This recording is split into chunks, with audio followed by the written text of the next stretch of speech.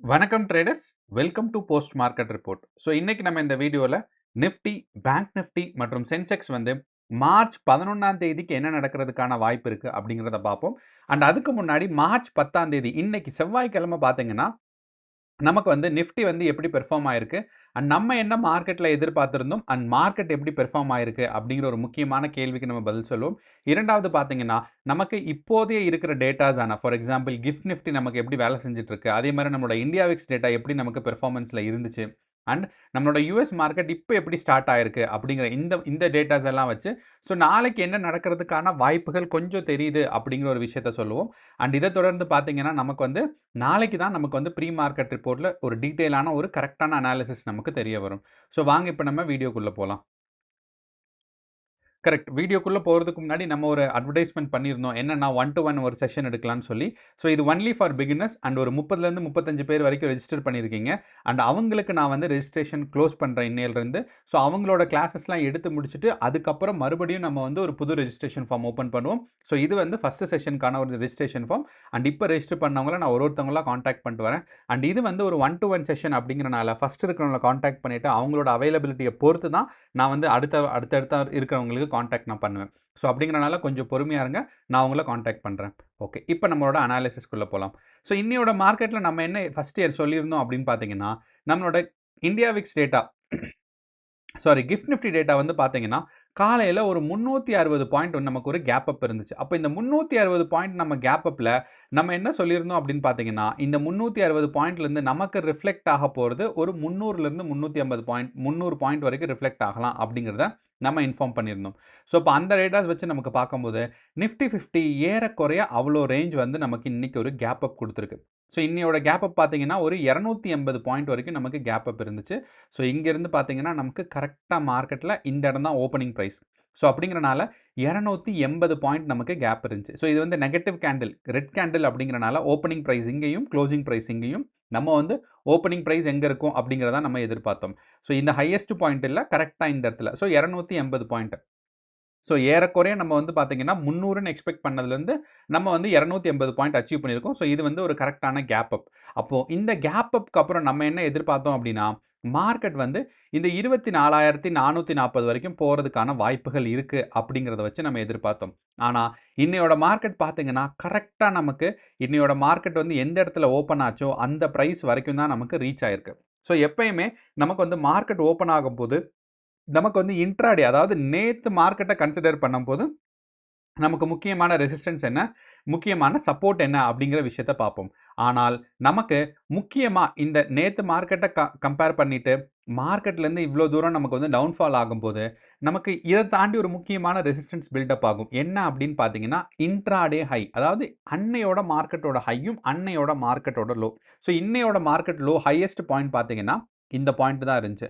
So அப்படிங்கிறனால இதுதான் first ஒரு ரெசிஸ்டன்ஸாக இருக்கும். ஏன்னா மார்க்கெட் வந்து இந்த கேண்டிலுக்கு அப்புறம் மேலே போயிடுச்சு அப்படின்னா நமக்கு வந்து இந்த கேண்டிலோட லோவஸ்ட் பாயிண்ட் இன்னையோட மார்க்கெட்டோட லோவஸ்ட் பாயிண்ட்டாக இருக்கும். ஆனால் இந்த ஃபஸ்ட்டு கேண்டிலுக்கு அப்புறம் பார்த்தீங்கன்னா மார்க்கெட் வந்து கீழே வந்துட்டு இருந்துச்சு. ஸோ அப்படிங்கிறனால இந்த ஃபஸ்ட்டு கேண்டில்லேருந்து கீழே வரும்போது ஃபஸ்ட்டு வந்து பார்த்தீங்கன்னா இந்த இடத்துல இதுதான் ஒரு லோவாக இருக்கும்.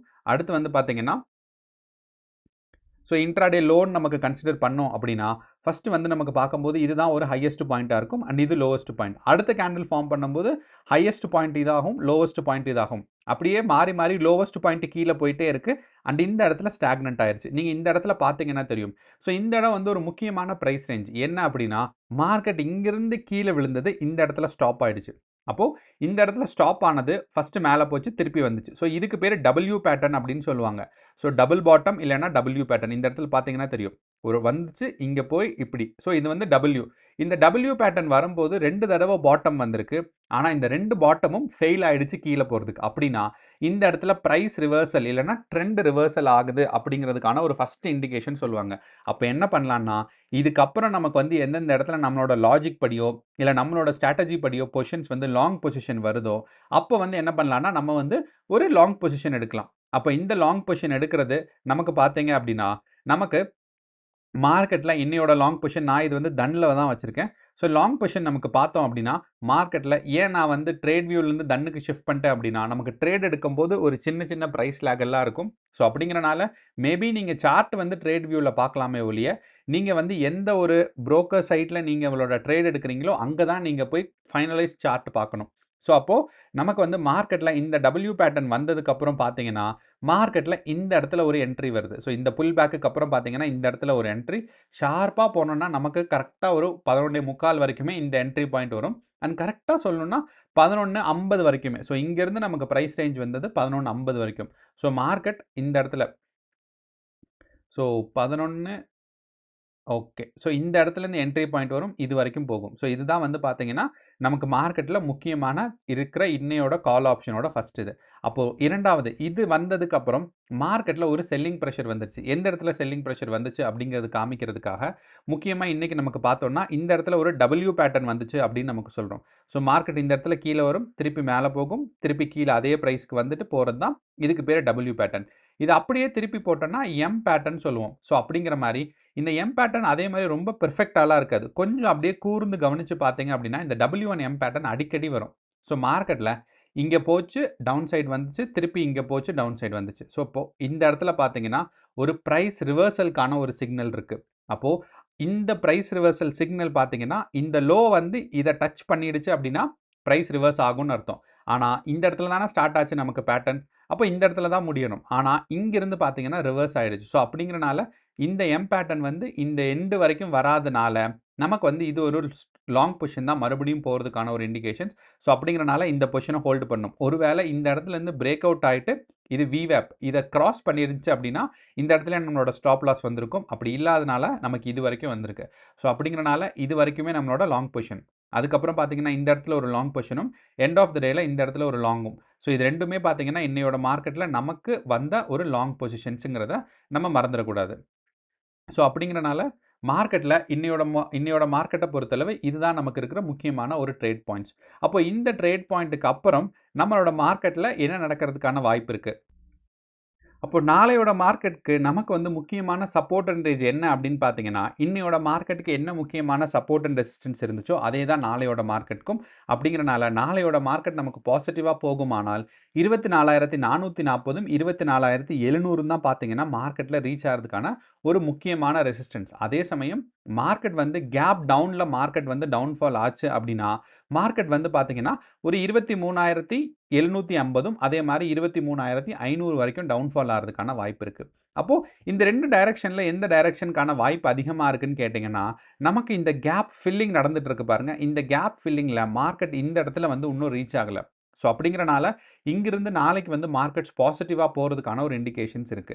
ஏன்னா, இப்போதைய கிஃப்ட் நிஃப்டி நிலைமை நமக்கு பார்த்தோம் அப்படின்னா, மார்க்கெட்ல 330க்கு நமக்கு க்ளோஸ் ஆன ரேஞ்சில இருந்து பார்த்தீங்கன்னா, டவுன் சைட் புஷ் வந்துச்சு. ஏன்னா, நமக்கு மார்க்கெட் 330க்கு போனதுக்கப்புறம் டவுன் சைட் புஷ் வந்துட்டு, இப்ப யுஎஸ் மார்க்கெட் கரெக்ட்டா 8 மணிக்கு யுஎஸ் மார்க்கெட் ஓப்பன் ஆகும். அப்ப இந்த 8 மணிக்கு ஓப்பன் ஆகும்போது பார்த்தீங்கன்னா, ஒரு பாசிட்டிவான ராலி போயிட்டுருக்கு நம்மளோட கிஃப்ட் நிஃப்டில. அது மட்டும் இல்லாம நம்மளோட யுஎஸ் மார்க்கெட்லயும் பார்த்தீங்கன்னா, நமக்கு S&P 500 வந்து பார்த்தீங்கன்னா, நமக்கு 8 மணிலேருந்து இதுதான் 8 மணி ஓப்பனிங் பிரைஸ். அங்கருந்து பார்த்தீங்கன்னா, மார்க்கெட்ஸ் மேல தான் போயிட்டுருக்கு. S&P 500ஆ இருக்கட்டும். அதே மாரி நம்மளோட நாஸ்டாக் காம்போசிட் இண்டெக்ஸும் பார்த்தீங்கன்னா, இன்னையோட மார்க்கெட்ஸ் பாசிட்டிவா போகுது. 3வது நம்மளோட டவ் ஜோன்ஸ் இண்டஸ்ட்ரியல் ஆவரேஜ். அப்போ 3 யுஎஸ் மார்க்கெட்டும் பார்த்தீங்கன்னா, பாசிட்டிவா போகுது. 2வது விஷயம் நம்மளோட கிஃப்ட் நிஃப்டியும் பாசிட்டிவா இருக்கு அப்படிங்கிறனால, மார்க்கெட்ஸ் வந்து நாளையோட மார்க்கெட் நிஃப்டி 50 மேல போறதுக்கான வாய்ப்புகள் இருக்கு. ஸோ அப்படிங்கிறனால நாளைக்கும் நமக்கு ஒரு சின்னதா கேப் அப் வர்றதுக்கான வாய்ப்பு இருக்கு. அண்ட் மார்க்கெட் வந்து 24,400 இல்லன்னா 24,700 வரைக்கும் புஷ் ஆறதுக்கான வாய்ப்புகள் ரொம்ப ரொம்ப ஸ்ட்ராங்கா இருக்கு. இது நம்மளோட நிஃப்டி 50ல. அடுத்து வந்து பார்த்தீங்கன்னா சென்செக்ஸ்ல. அண்ட் சென்செக்ஸ்ல இன்னைக்கே பார்த்தீங்கன்னா, நமக்கு வந்து 79,200 வரைக்கும் நமக்கு வந்து மார்க்கெட் ரீச் ஆகும் அப்படிங்கிறத எதிர்பார்த்திருந்தோம். அப்படி இல்லாதனால நாளையோட மார்க்கெட் நமக்கு வந்து ஒரு பாசிட்டிவ் போறதுக்கான சான்சஸ் நமக்கு ரொம்பவே அதிகமா இருக்கு. அண்ட் OA டேட்டா பார்த்தோம். யூசுவலா பார்த்தீங்கன்னா, நம்மளோட OA டேட்டா வந்து நமக்கு வேலிடா இருக்கும்.